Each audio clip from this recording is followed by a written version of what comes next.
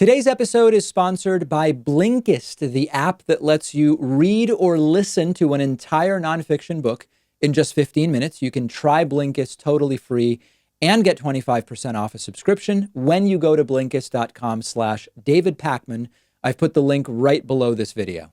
Judging from the emails I've been getting from many of you, it sounds like much of my audience agrees with me that it feels as though American democracy is in peril. It's a sort of precarious state right now, hanging on the brink, with a president openly saying the election is rigged, that the correct result would be that he wins, and that if he doesn't win, preemptively, he's saying it will have been fraud, and he will not necessarily leave the White House peacefully. So it's natural, it's common, it's logical to be feeling despair and helplessness right now. Donald Trump and his cronies have gotten away with everything, with so much.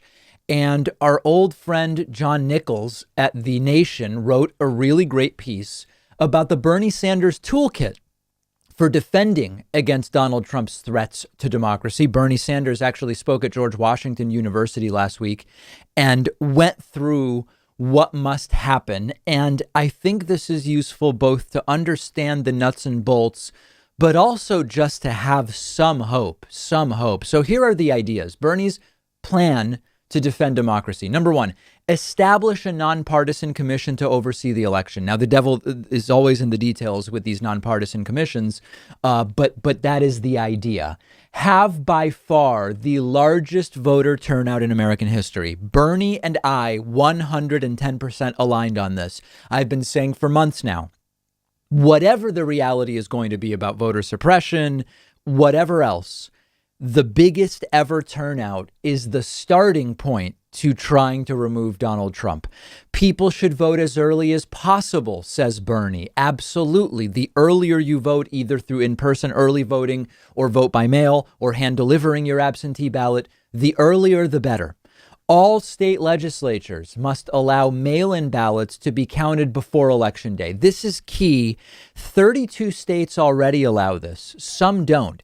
If we can get a jump on counting mail-in ballots, we reduce the threat of the scenario in which Donald Trump is slightly ahead in some key states on Election Day and uses lawyers to stop or slow down the counting of as yet uncounted absentee ballots. The more ballots that are counted early, the better off we are. News media should clarify, says Bernie, there is no longer a single election day. It's important that media also explain to people, you can vote now in many states. Early voting has started in many states. Mail-in voting has started in many states, and that it is not just about November 3rd anymore.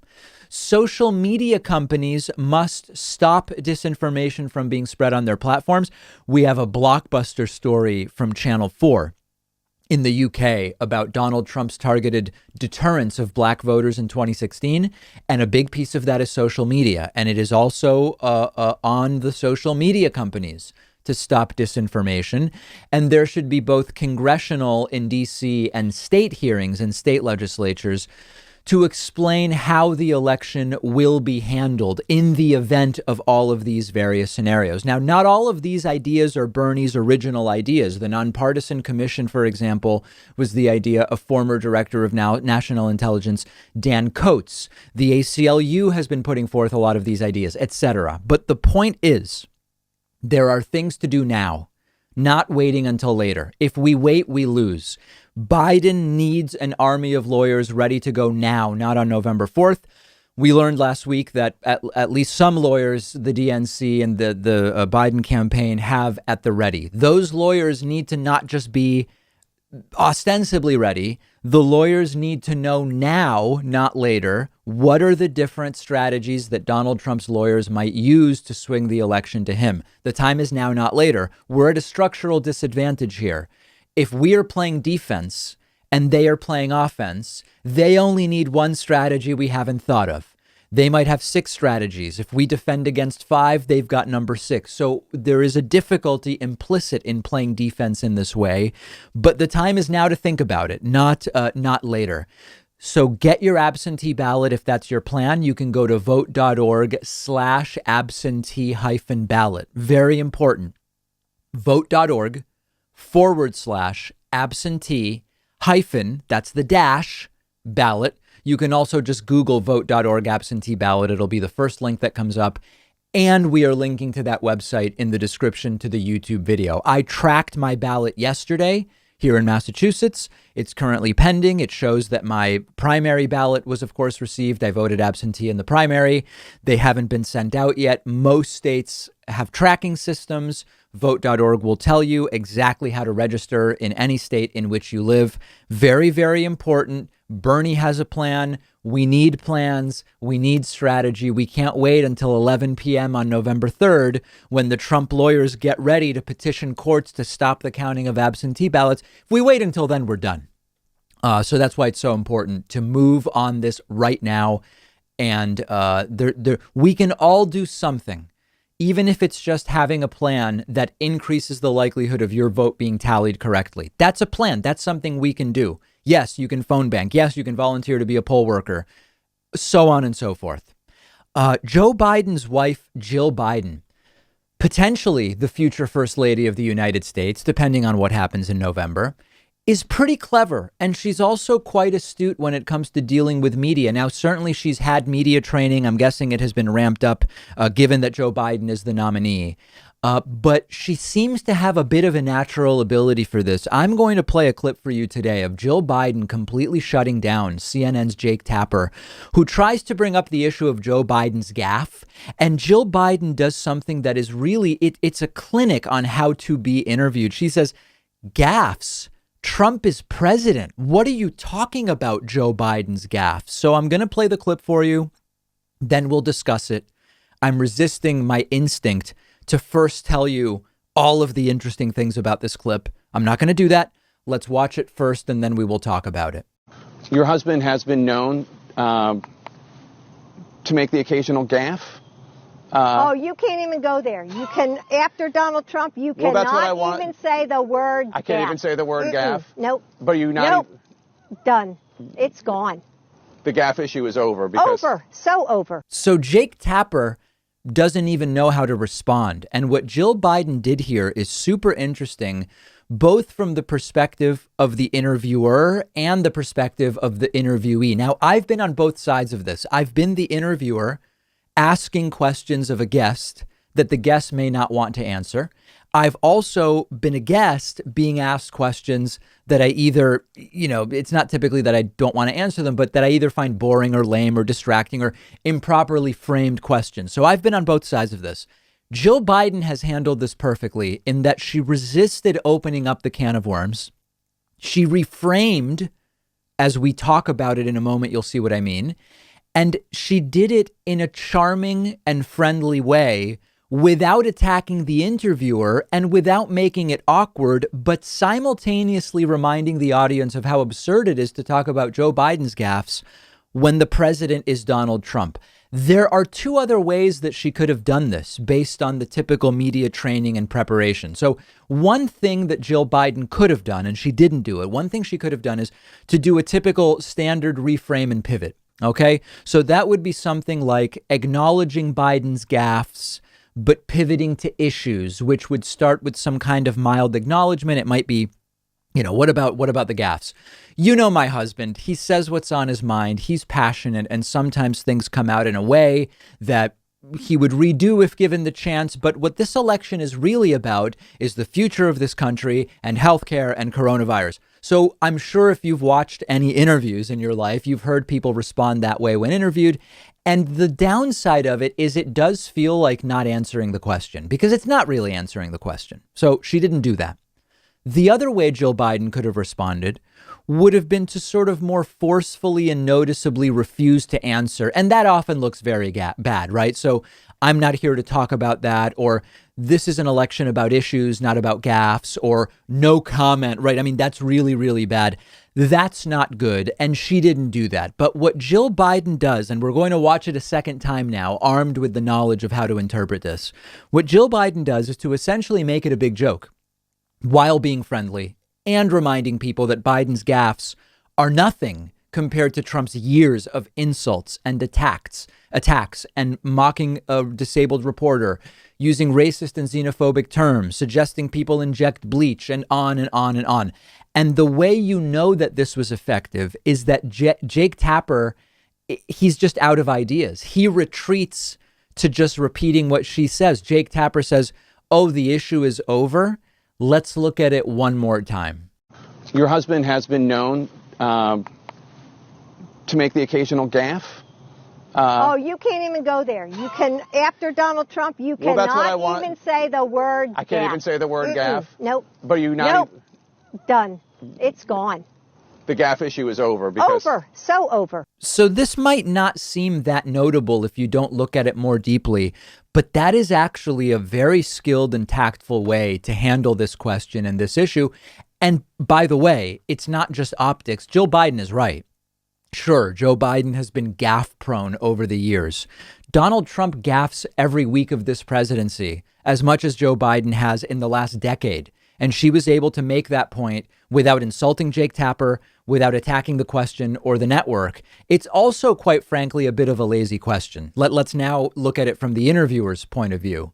If Jake Tapper wants to prevent Jill Biden from being able to do this, he has to come up with something more specific. Your husband once said X, and that was deeply offensive to Y.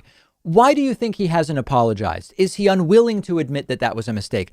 You have to frame the question more powerfully, because if Jake Tapper does that, Jill Biden can't get out of it as easily and as smoothly as she did. So this is partially that Jill Biden handled the question really well and wasn't going to put up with this absurd idea that the Biden gaffes are the problem when you look at the last 4 years of Trump. But also Jake Tapper brought it up in sort of a lazy way, and it allowed her to do this. But her identifying it quickly and diffusing it in a friendly and cordial way was what was astute, really a clinic on how to handle interviews. Let me know what you think. Let me know what you're expecting for tonight's debate, which we will be live for starting at 8:30 p.m. Eastern time on YouTube, Twitch, and Facebook. I'm on Twitter at @DPakman. I look forward to hearing from you. The David Pakman Show at davidpakman.com.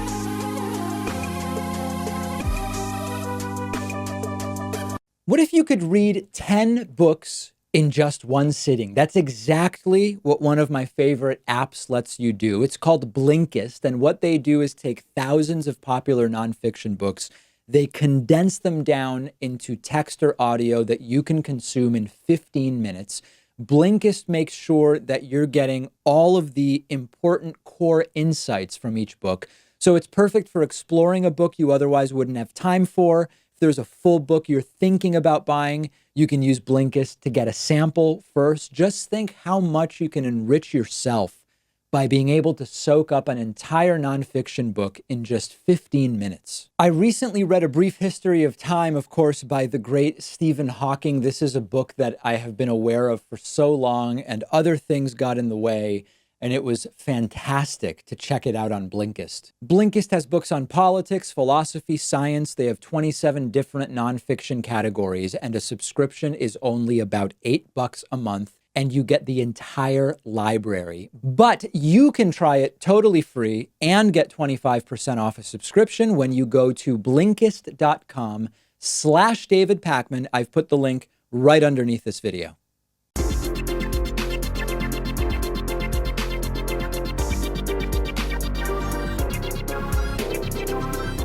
The David Pakman Show at davidpakman.com. Remember that the David Pakman Show is mostly funded by members who sign up at joinpakman.com. It's cheap, it's quick, it's easy, and you get access to the world famous award-winning bonus show. Okay, yeah, I mean, there are awards we give out, but still awards nonetheless. Grab a membership at joinpakman.com today, our primary source of revenue. It is really not a good week for Donald Trump. The UK's Channel 4 has released a bombshell investigation exposing that in 2016, the Trump campaign actually had a specific strategy to prevent black people from voting. Now, remember that publicly in 2016, Trump was sort of paying lip service to how much he loves black people. Where's my African American? He said a couple times during rallies, saying he's going to do so well with black voters. But privately, they knew that black voters were going to go overwhelmingly for Hillary Clinton. And rather than trying to convince black voters to vote for Trump, what they did was to try to keep black voters from voting altogether. And the Channel 4 investigation, really well done, exposes exactly how they did this. And there's really a lot to go through here. This was done through social media targeting with very detailed analytics. The Trump campaign had 3.5 million black Americans in their database of about 200 million voters. And they categorized those black Americans overwhelmingly under what was called a deterrence campaign, meaning deter folks from voting. That's what the deterrence category was. People that the campaign hopes do not vote. So, for example, in Georgia, despite black voters, black Americans making up 32% of the Georgia population, they were 61% of the deterrence category. In North Carolina, black people are 22% of the population, but they were 46% of the deterrence category. Similar numbers in Wisconsin and in other places. There were also Hispanic and Asian Americans disproportionately in these deterrence campaigns. And meanwhile, the Get Out the Vote campaigns were disproportionately white voters. And indeed, we can't say it was specifically because of this, but certainly it played a role. Black turnout fell in 2016 for the first time in 20 years. The way they worked these campaigns included, for example, using highly produced videos containing clips of Hillary Clinton using the term super predator and showing those to the deterrence group, along with other tactics. And again, the idea being dissuade black voters from voting at all. They know that Trump's not going to do well with the black voters. Try to get black voters to say, I don't know that I want to go out and vote for Hillary, and try to simply keep them home. So there are a few things to discuss here. First of all, it's shocking to see it done so brazenly, but it makes sense that the Trump campaign would try to deter black people from voting. Let's just be very, very real here. The Trump campaign didn't make sense for black voters or Latino voters or others because their policies were not going to be good for those groups, plain and simple. So Hillary Clinton won the black vote 89-8 in 2016. And Donald Trump's campaign identified that if you can keep a group that is going to skew so heavily in favor of Hillary Clinton at home, it's good for you. So it's not surprising from a mathematical perspective. If you were Trump's campaign publicly, of course, you say, yes, black Americans, vote for Trump. We're going to make it great for everybody. It's going to be fantastic. Privately, you know they're not going to vote for you, and you're better off just trying to keep them home. So it is a rational strategy given the numbers and the data. Second, remember that the social media platforms are a huge part of this. Facebook allowed this to be done. And indeed, Channel 4, as part of their investigation, went to Facebook and said, do you have a comment on this? And Facebook said, listen, we've changed things since 2016, which is a way of saying, yeah, it happened in 2016 and we allowed it to happen. They said, we now have 35,000 people working to ensure the integrity of our platform. We now have rules that prohibit campaigns that are trying to suppress the vote. So they are conceding that this happened and that this took place. So the platforms that allow this stuff are a big part of the story, in addition to a Republican platform that is completely unappealing to black voters, and black voters accurately determine that. But then there's a third part, which is Trump's doing this again this year. It's not being done in the exact same way, but with voter purges in disproportionately black areas, with fear campaigns, with intimidation tactics, talking about, Democrat-run urban areas and cities are going to have police on election day and we're going to be monitoring and blah, blah, blah. The goal is the same, although the tactics are different. We can't let them win with it. I predict very high turnout from black voters this time around, Whether that will lead to a Joe Biden electoral victory, well, we've got to go out and vote. You know that. We have a very interesting situation right now where we are seeing the joining, the melding of two major stories, and one kind of explains the other. We have, on the one hand, the questions that have lingered because Donald Trump never released his tax returns about whether Trump is as wealthy as he claims, whether Trump's businesses are as profitable as he says they are, whether Donald Trump has problematic debts to others. And thanks not to Donald Trump, but thanks to the blockbuster New York Times investigation, the answers to all of those questions are yes, yes, and yes. And in fact, there are a total of $420 million in debt that Donald Trump has, 300 million of which are loans that will come due during Donald Trump's second term as president if he gets one. So that's one story. Okay. Talked about that yesterday. Secondly, we have this story from July, which I've been on top of for a while, which is that the Trump campaign is accused of laundering money through its campaign, laundering donor money and doing all sorts of sketchy and potentially illegal things with donor money. That I told you about in July. This is now coming together with the added piece of Trump's former campaign manager, Brad Parscale, threatening to harm himself and allegedly hitting his wife and getting arrested in Florida. And I'll tell you how that relates to it. Why is Donald Trump's campaign laundering money if they are? Well, it seems weird to do something so risky just for kicks.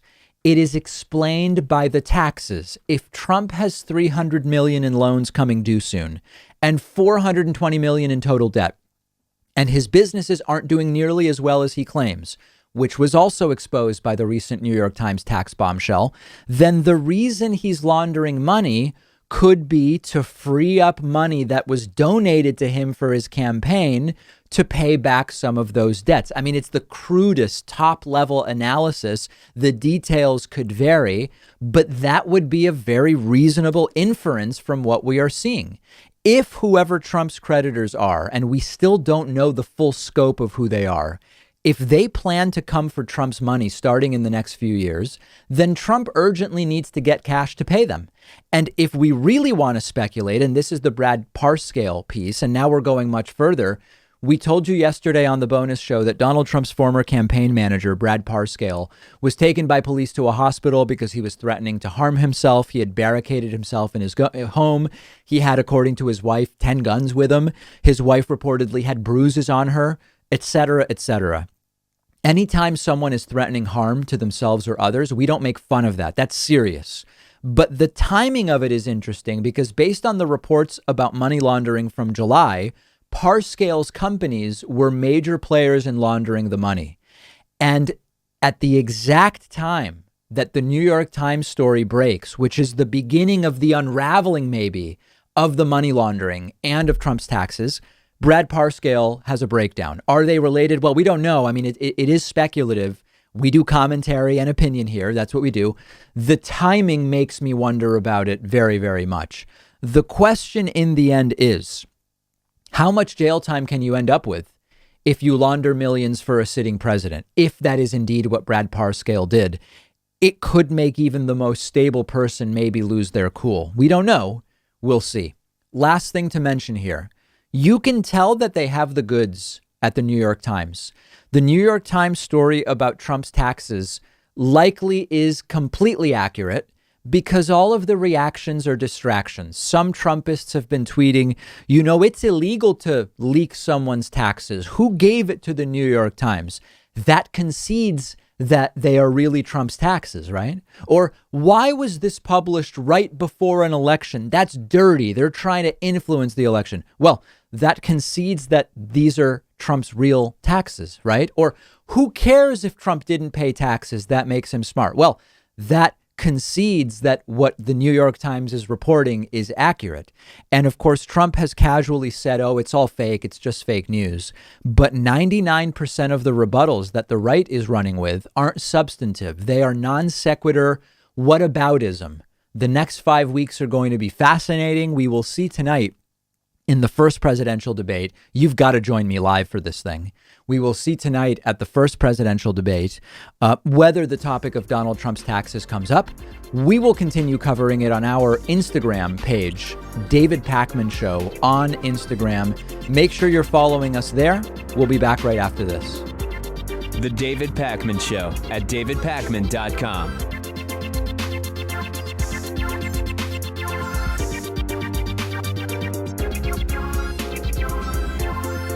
The David Pakman Show depends on your support, and the easiest way is through membership, which includes the world-famous bonus show, as well as commercial-free audio and video streams of the show just for members. Sign up today at joinpakman.com. Coupon code saves you 40%. Vote soon 18.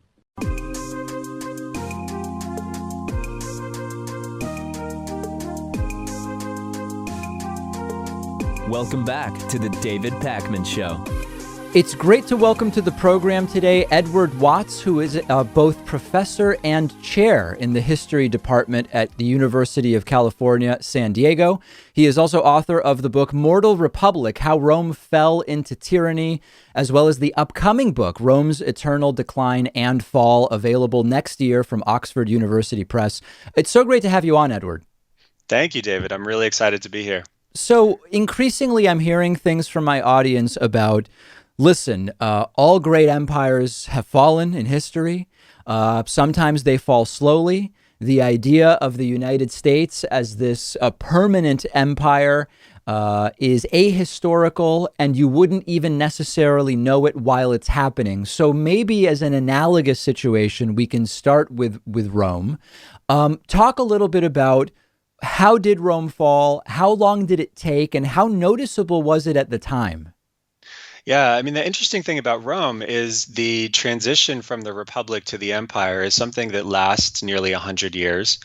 And it starts with a series of problems mainly connected to wealth inequality that you see emerging with the development of a financial system in the 2nd century BC. And the initial phase in this was one where people were concerned about the issue but trusted the system to resolve it. And after about a generation, it became clear the system was not effectively resolving this issue. And you started getting political conflict. But it took another century before the system completely collapsed. And I think what you see in that is the system continually reset itself over that time, so that there would be a crisis, people would feel like the crisis passed, and they would assume that that was the end of it, and this long, durable, and really successful Republican system had weathered the crisis and would move on. So at the time, if you were an average Roman citizen and you recognized that maybe your life wasn't that good, you saw inequality much the way that inequality is noticeable today, you would not necessarily have said this is part of the eventual downfall. I think that that's right. I think that when you're in a successful political system that's been around for a very long time, the assumption is that that system has something natural that makes it succeed. And you don't assume that that system is flawed or that system might be undergoing changes that could completely undermine it. And the other thing that's important is in the Roman context, these crises would happen maybe once a generation. And so you would live through it and you would assume that was bad, but now things are back to normal and we can move forward. And it's only with the ability to see more than a century's sequence of change that we can say, well, this is actually a very long process of degeneration and decline. But the people living through it didn't live through that century. And when they did experience these things, they experienced them in real time. And so something that happened 25 years ago will feel very distant, even though as a historian, we look at this and we say, this is part of a century-long process. And I think in the US, we can see something very similar. When did this process of political degeneration start in the United States? Did it start in the 60s? Did it start in the 90s? Did it start in 2016? But we continually think these things reset. And the reality is, of course, we might be part of a process that started 60 years ago, and we just haven't noticed that we're in the middle of something that will last a long time. This analogy, this idea is used very often by technologists and futurists, which they point out that when you are in the middle of rapid technological change, on a day-to-day basis, it really doesn't feel very fast. And because of our lifespans and the ways in which we interact with the world, if technology is advancing more quickly or less quickly, it's not often that noticeable as you're living through it. And it seems that you're pointing out something similar. I think that that's exactly right. We experience everything on a human level in a day is 24 hours, just like it was in the Roman period. And so that means that change evolves. It can evolve very rapidly, or it can take a long time. And if it's taking a long time, we aren't always noticing that process because our attention shifts to something else. And so I think the technological analogy is a very good one because we live with this on a daily basis. We experience it, we interact with it. And so the changes are things that we don't necessarily recognize as part of a long process that lasts decades or even a century. When we think about the United States now, as with 330 million people, one of the most populous countries in the world, although certainly not the most anymore, is there some historical analogy in terms of the idea of the country separating into smaller countries? And this is something that my audience asks frequently, typically for cultural reasons, in the sense that, when you look at the Northeast compared to most of the states in the Mountain Time Zone, they're not only very far. When you look at, a continent the size of Europe, these would be many, many countries away. Culturally, there are significant differences. Religiously, when it comes to economics, is there any historical analogy we can look at for the successful being the key piece, sort of a disassembly of a larger country into component parts, or is that something that historically has not ever gone well? The Roman Empire actually did this. So in the later 4th century, the Roman Empire devolved into a system of kind of central administration with shared responsibility. So emperors were based in the West and based in the East. And generally speaking, that worked pretty well in the 4th century. But in 395, those territories separated.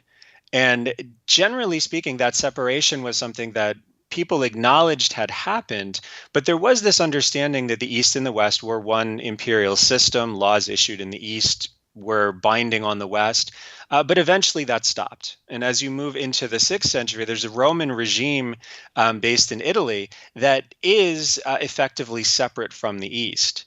And there were conflicts eventually that developed, but much longer. It's a much longer process. And the conflicts developed after almost a half century of these sort of interactions being peaceful and more or less respectful. And so you can see this, but I think the process in Rome was one where the needs of the individual regions were such that the central administration couldn't effectively address all of the problems across this vast territory. And the Roman Empire was bigger than the United States at that point.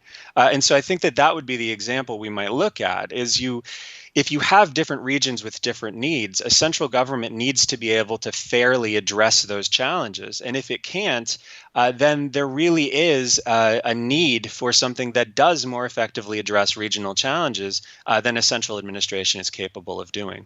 There are going to be people who listen to this conversation and say that even though in terms of the number of years, in terms of sort of human history, the last few hundred years of the United States it's a short period of time, that such significant changes have taken place technologically with regard to sort of the state of Homo sapiens on this planet, that looking at the fall of Rome is simply not analogous to what we have today, that we have, government systems that are more developed with all sorts of different mechanisms, from executive orders, the ability to print money, currency, treasury, just the full list of differences. And that what happened then could not happen now in the same way. What would you say to people who would assert that? I would say on some level, that's correct. On another level, I think we underestimate what the Romans were able to do. Okay. So I would say that that's correct in large part because you're exactly right. The technological sophistication, the communication mechanisms, the extent of what government does, all of these things Romans couldn't have even imagined. That's an empire that was governed based on sending messages as fast as someone could carry them. And so you had a system that was based on like it taking 2 weeks for you to hear what happens in Egypt when you're based in Rome. And so that's exactly right, that there are really significant differences. But there's also elements of how polities come together and how people develop expectations of what it means to be part of a political system. And in that sense, Rome can help us think about some of the dynamics that we experience and we see. And so Rome, I think, offers us a lot of tools to think with and to imagine what possibilities might come out of the political challenges we face. And so I agree with you. Rome is not. It's not the United States 1.0, but Rome does offer us ways to think in a new manner about what could happen here. And to imagine possibilities that maybe our most recent and maybe even the American historical experience doesn't allow for us, simply because this historical experience is not long enough to show some of these possibilities. I wonder if another difference, or I wonder how relevant another difference might be, that the power of militaries and law enforcement today in many countries is very different in terms of both its capacity to repress certain types of uprising, as well as its centralization combined with the rapid spread of when the George Floyd protests started, they almost started in tandem in cities all across the country, but they were really discreetly and separately organized protests thanks to technology and communication methods, something that, as you point out, would have been very different some time ago. What do you think about that as, the power of military and law enforcement in most Western democracies now as something that would maybe prevent circumstances from getting to a certain point? I think that this is a lesson from Rome that I think is important to understand. In Rome, you had, say in the 4th century, you had about 60 million people and perhaps 500,000 soldiers. And so it was a very heavily militarized society. And the way that society worked and the way military was used to quell dissent was symbolic shows of force. Right, you couldn't actually police this entire empire, even with 500,000 troops. And so what you would do is you would basically deploy troops to demonstrate that order and law were still in place, and that anarchy had not kind of developed, and that there wasn't a kind of separation from the empire in a particular region. And I think that this is still a feature of modern Western democracies, right? I mean, law enforcement does not have the capacity to be everywhere at all times. But I think that you're right that one thing that is different now is the spread, the rapid spread of protests and reactions to stimuli. This is something that, of course, couldn't happen in the Roman Empire, because if something happened in, say, Antioch in Syria, no one in Italy would know about it for 2 weeks. And so you wouldn't have had a spontaneous protest that happened everywhere immediately in response to something, because news wouldn't travel fast enough. And so I think there you do have a very significant difference that presents a real challenge administratively for a central government that the Romans never had to deal with. When people, thinking now about 2020, when people point to what they have observed in the last 4 years of this administration and then draw conclusions from that about the direction of democracy or the state of the United States, is 4 years even theoretically a long enough period of time to actually identify significant changes in the state of democracy, or is it simply too short a period of time? I think we can see really significant changes in the way that we do things and talk about things in this country in the last 4 years. Okay. The thing that's particularly alarming to me is the rise of violent rhetoric, and then the fact that we now have violence spilling out into the streets. And in particular, the way that the rhetoric that's coming from the White House is matched by armed people going into the streets to back up this way of thinking. This is really different than anything we've seen before in the United States, certainly in the last 50 years. And this is something that when this emerged in Rome, that was impossible for the Republic to control. There's a basic idea in any republic, I think, but it's articulated very well by Romans, that a republic that is governed by law it can endure forever in theory. But a republic that's governed by violence is not a republic at all, because there's no consensus between the people ruling and the people being ruled that this is a lawful way of behaving. And so violence, once it emerges into political discussion and political debate, is something that completely corrodes the lawful ability for a society to make decisions. And so I think that is something that's happened in the last 4 years that is really profoundly dangerous and really alarming. What should we be paying particular attention to over the next, for example, 6 weeks in terms of the election, 3 months in terms of the transition period, and then the following 4-year presidential term that will come after that? I think that if there's anything that we need to be particularly vigilant in controlling, it's getting violence out of our political sphere. People protesting with weapons is not something that democracies should be willing to tolerate. Mm-hmm. It's really, really dangerous. And the other thing that you see in the Roman period is when you start with that, very quickly you start getting martyrs. People who are protesting with weapons may not actually intend to hurt anybody. It may just be sort of a symbolic display of the capacity to be violent if necessary. But protests are heated. And when there's a political discussion and people are armed, sometimes there is violence that no one intended. But as soon as you have martyrs, it's very, very hard to walk back from that. And it's very, very hard to remove violence from a political environment when you have people who have died for a cause. And so this is, especially as we're looking at the next 6 weeks and maybe the next few months, we need to walk back from that. Everybody needs to walk back from that. Because if you do have the eruption of political violence in the context of this election, it's going to be very, very hard to control that. And very, very hard to get that out of the way we make political decisions in the future. Yeah, it's a bell that's difficult to unring once you've rung it. We've been speaking with Edward Watts, who is both professor of and chair of the history department at UC San Diego. The upcoming book is Rome's Eternal Decline and Fall, due out next year. Really great having you on, and I so appreciate your time. Thank you. This was great. The David Pakman Show at davidpakman.com.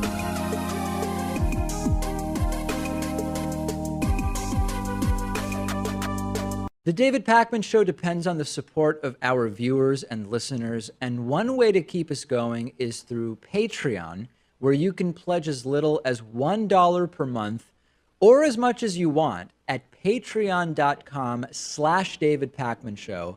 Great perks and benefits as well. Read about them. The David Pakman Show at davidpakman.com. This is now becoming a pattern. Donald Trump very clearly does not want to take questions from reporters right now because the questions would overwhelmingly be about his tax returns, about his paying no income taxes for 10 of the last 15 years, about his paying $750 in federal income taxes in the year he was elected and in his first year as president, his exaggerations of the profitability of his businesses. And since Donald Trump doesn't want to take the questions, he's just bailing out without taking questions at public appearances. Yesterday, Trump did a total propaganda event at the White House Rose Garden to talk about, again, how great coronavirus testing is going. Watching the event, it seemed like it was April all over again. Trump talking about developing rapid tests. He had the same people, including his admiral, talk about how the rapid tests work. Mike Pence spoke and thanked Trump for his great leadership on coronavirus. It was like going back in time 6 months, as if the last 6 months never even happened. But it was all a carefully crafted and planned ruse to create the appearance that Donald Trump isn't hiding. but getting him off stage immediately without answering any questions, because of course the questions would all be about the insane bombshell tax return revelations that Donald Trump has worked for years to keep secret. Here is Donald Trump wrapping up the event without taking a single question. And very importantly, vaccines are coming, but we're rounding the corner regardless. But vaccines are coming, and they're coming fast. We have 4 great companies already, and it's going to be added to very rapidly. They're in final stages of testing. And from what we're hearing, the results are going to be very extraordinary. So thank you very much. I appreciate it. And thank you very much. Great job by Abbott. Right from the beginning, great job by Abbott. Thank you. Thank you very much, everybody. Thank you. Bye-bye, everybody. Just going to walk back into the White House without answering any of the dozens and dozens of pressing questions about the insane allegations about me. And like any good Trump event, Trump struggled to speak, not recognizing the word hospice on his script and calling it hospice. This is odd. $10 million for home health and hospice care agencies. He just cannot get through one of these without making a fool out of himself. Here he is having a big sort of dog and pony show, having a coronavirus test done by the Admiral for the cameras. To come up and demonstrate how these tests are performed. He'll do this very nicely, I think. Good luck. Hope you don't test positive. Funny guy, right? It's as if it's April all over again and we don't know how to test for coronavirus, but we're figuring it out, and it's news that we have tests. Now, you'll remember the day before yesterday at Trump's press briefing when reporters tried to ask Donald Trump about the tax stuff, he did anything he could not to answer. Here, he just scolded a reporter for asking about his taxes when he had called on somebody else for being a rude person. Tell us what you paid in federal taxes. I didn't call on you. I'm talking to him. You should be more respectful of this gentleman. You're very rude to him. But I will tell you that I look forward to releasing that. I look forward to releasing many things. I'm going to release many things, and people will be really shocked. Trump will release lots of things, and people will be shocked. Well, I'm convinced. I'm not worried anymore. Trump also called the New York Times story about his taxes fake news and is still claiming that he just can't release anything because he's under audit. They are not releasing they're not publishing the tax returns. They're not showing that out there. They're saying to protect their sources. In your tax return, sir, does that sound right that you're paying a couple $100s a year of no income taxes? It's fake news. It's totally fake news. Made up, fake. We went through the same stories. You could have asked me the same questions 4 years ago. I had to litigate this and talk about it. Totally fake news. No, actually, I paid tax. And you'll see that as soon as my tax returns. It's under audit. They've been under audit for a long time. The IRS does not treat me well. They treat me like the Tea Party, like they treated the Tea Party. They don't treat me well. They treat me very badly. It's all totally fake news. Eventually, Trump is going to have to talk about this, right? I mean, maybe he can. You tell me.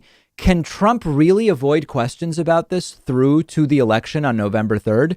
Will Chris Wallace tonight in the first debate as the moderator, will Chris Wallace bring up the tax situation? If so, I mean, you have to assume Trump is going to be prepared with something in case taxes come up.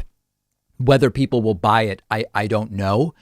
Donald Trump's former personal lawyer, Michael Cohen, is insisting that the tax stuff is just the beginning of this type of thing for Donald Trump. And note that when Michael Cohen testified months ago was exactly right. Michael Cohen testified months ago, or was it a year ago? I don't even remember when it was at this point. Time has flown by. But Michael Cohen testified Trump will artificially either inflate or deflate the value of his assets, depending on what he's trying to achieve. And it turns out that he was right. Here's Michael Cohen reminding us of that. So, Joy, let me start with what I know and to which I testified before the House Oversight Committee in February of 2019. What I stated was that Trump fraudulently inflated the value of his properties in order to receive favorable terms from lenders, only then to underreport their value for tax purposes.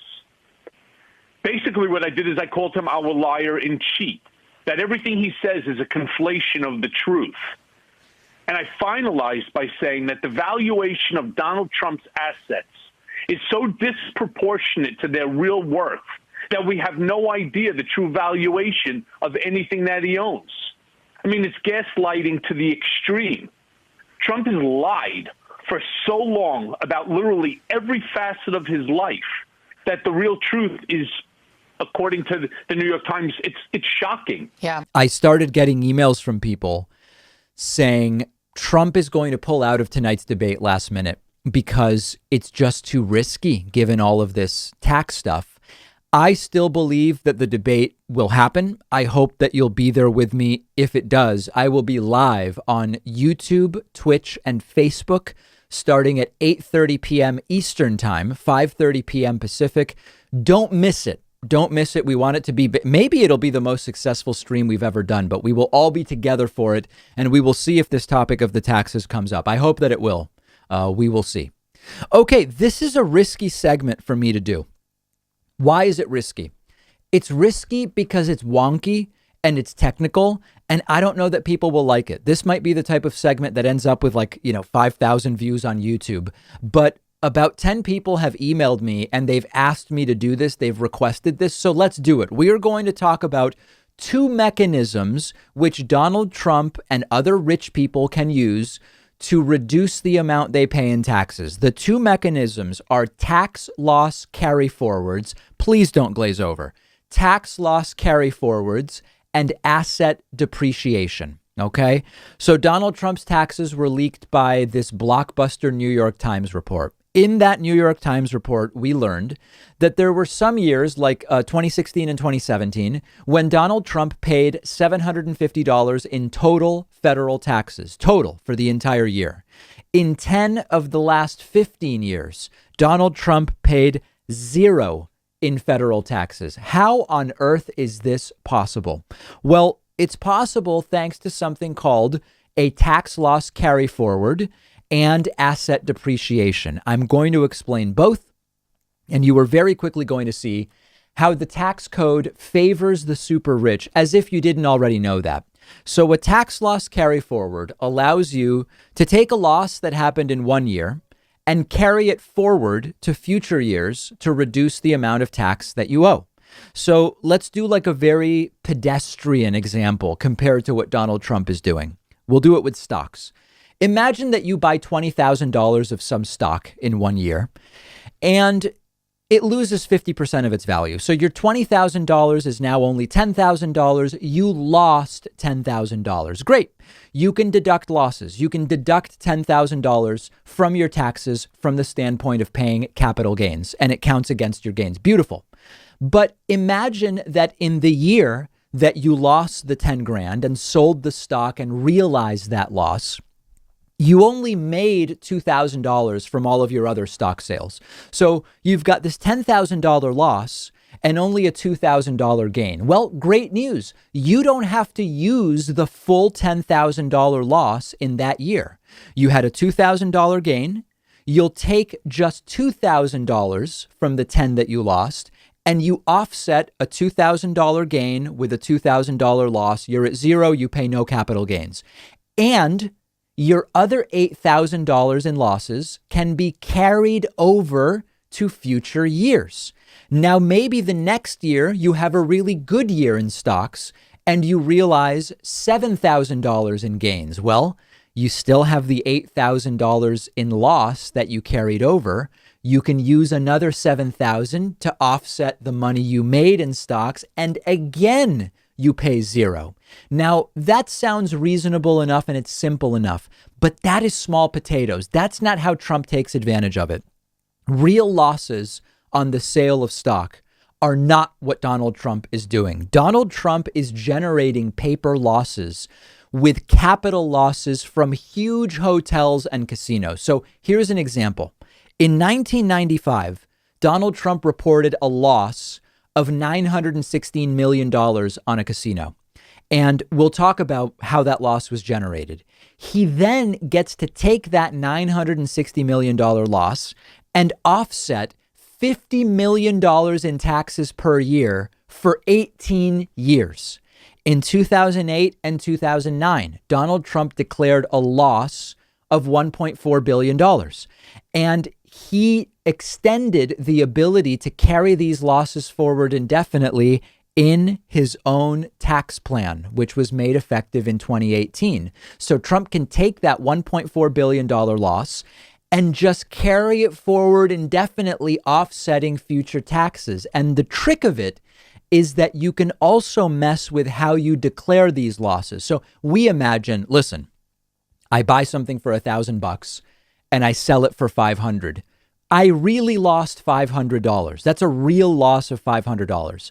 With these huge real estate transactions and capital investments, there are all sorts of ways that you can move around assets and mess with the valuation of the assets. I'll get back to that later.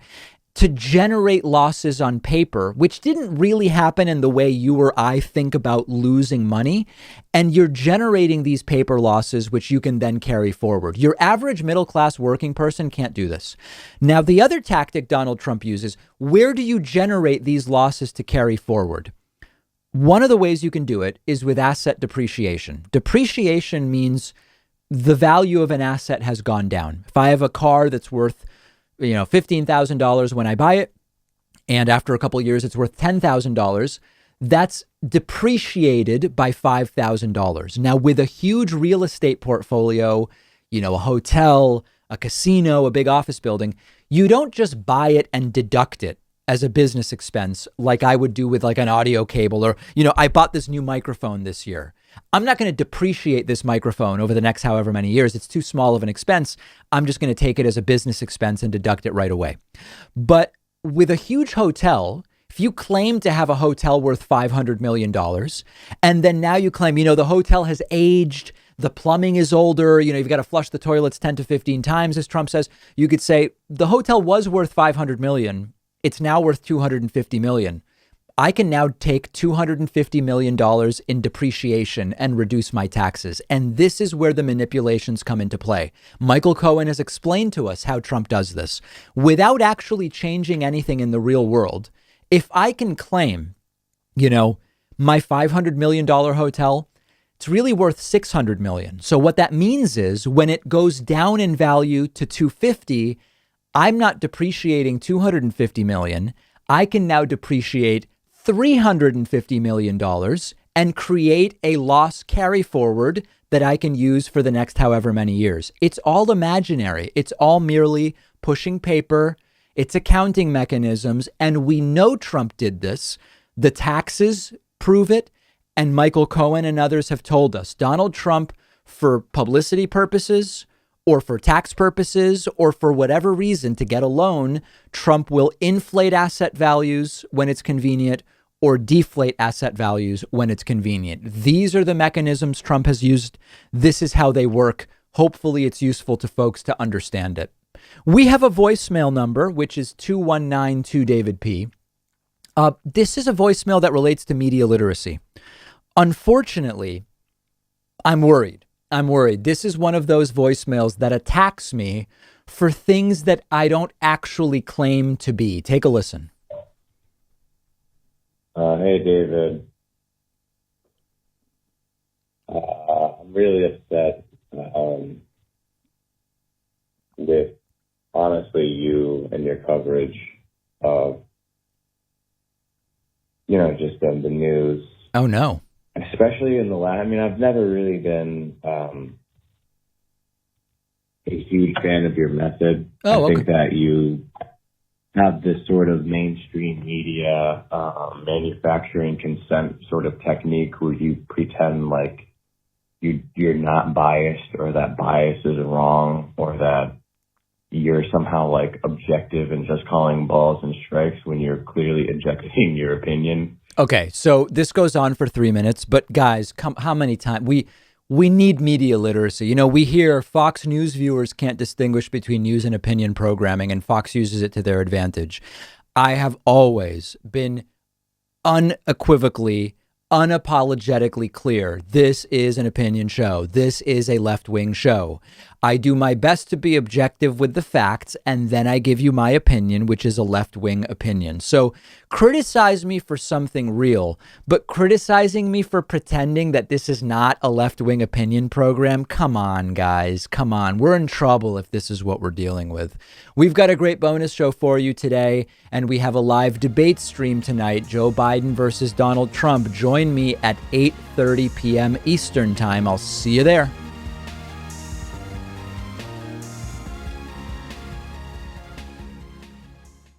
Thanks so much for watching today's full episode of the show. Just a reminder, today's sponsor is Blinkist, the app that lets you read or listen to an entire nonfiction book in just 15 minutes. You can try Blinkist for free and save 25% off of a subscription when you go to Blinkist.com/David Pakman. I've also included the link right underneath this video.